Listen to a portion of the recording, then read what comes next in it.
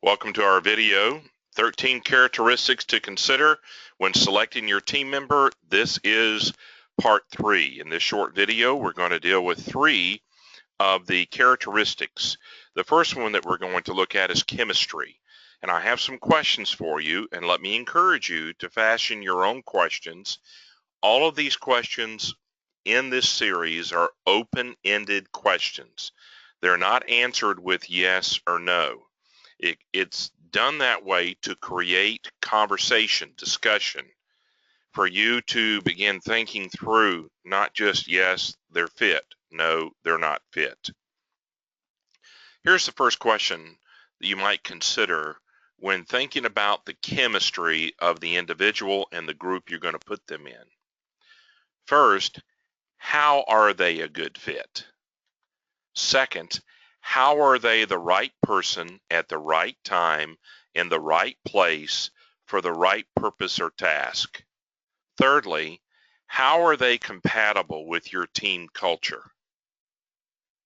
If you have to justify putting them on the team, how would you do that?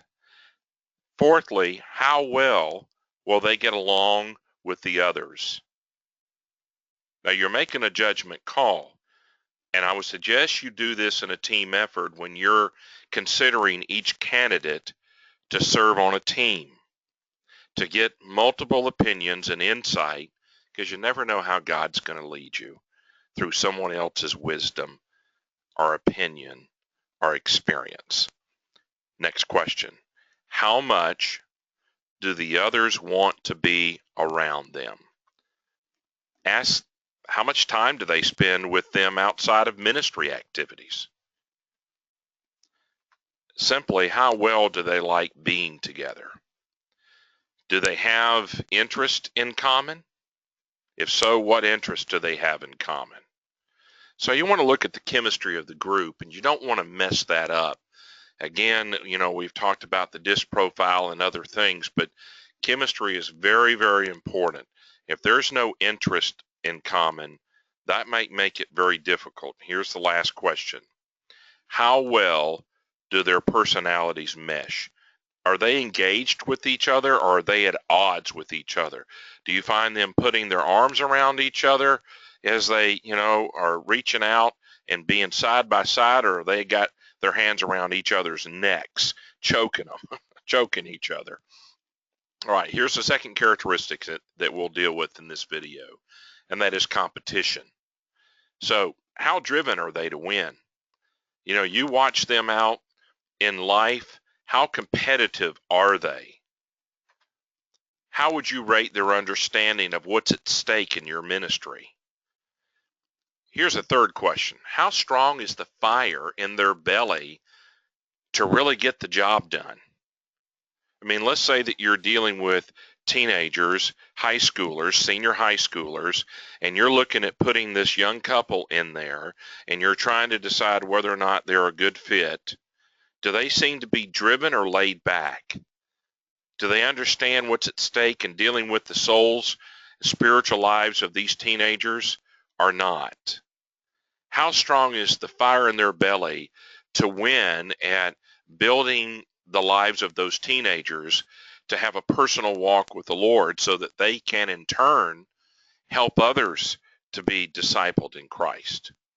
To what degree does ministry matter to them? Are they gone all the time? Do they not give it any thought? Do they come half prepared at wherever they're serving in your ministry now? Do they live their lives that way? And then how fiercely competitive do you want them to be? I mean, you're setting the standard here of what you require of your team members. So how competitive do you want them to be? Here's the third item that we're going to talk about today, and that's conscious. And I have 3 or 4 questions for you with this, but these are very, very important. How keenly aware of others are they? Notice my choice of word, keenly. How keenly aware of others are they? How keenly aware are they of the role and place of others on the team?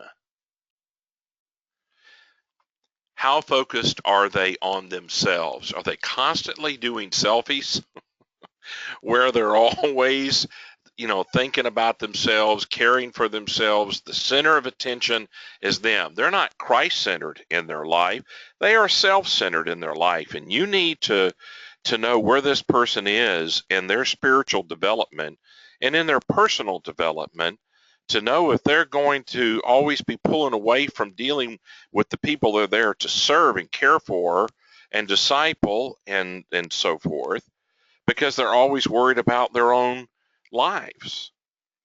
Well, these are three simple things that you need to look at, but they're really important. I'm Marshall Shannon, pre-construction navigator and ministry design coach. Our online training is Ministry Design Training.